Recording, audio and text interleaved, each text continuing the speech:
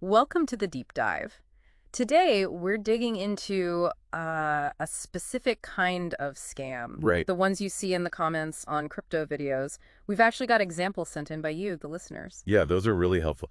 Let's just see exactly what people are facing. For sure. So the mission today is pretty clear. Break down how these work, the psychology behind them, and, make sure you can recognize them. Exactly. It's often less about the tech and more about, well, human nature, isn't it? What makes us click? What makes us vulnerable? Okay, so let's set the scene. You're watching a video, maybe about Bitcoin or some new altcoin, and you scroll down to the comments. Hmm. And you see these posts starting with something like, awesome video, thanks for sharing. Seems normal enough. Very normal. Yeah. That's the setup, the sort of attempt to blend in, but it rarely stops there. Right. Then comes the story, I found this old wallet, or someone shared this wallet with me, loaded with crypto. And here's the unbelievable part, They post the seed phrase, like, here it is, guys. Check it out for yourself. which should immediately set off alarm bells. A seed phrase is everything, the keys to the kingdom. No one shares a legitimate seed phrase publicly. But it dangles that possibility, right? That maybe, just maybe, it's real, free money. Precisely. That's hook number one, greed.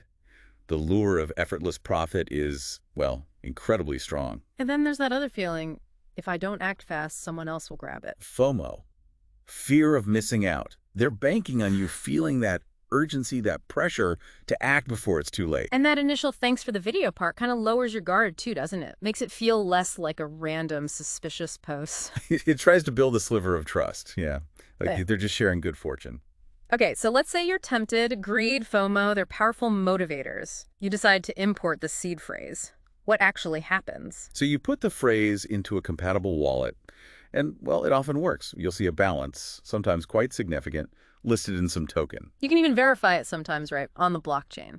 You often can, yeah. You can look up the wallet address on a blockchain explorer, and it'll show those tokens sitting there. It looks legitimate, But there's always a catch. always.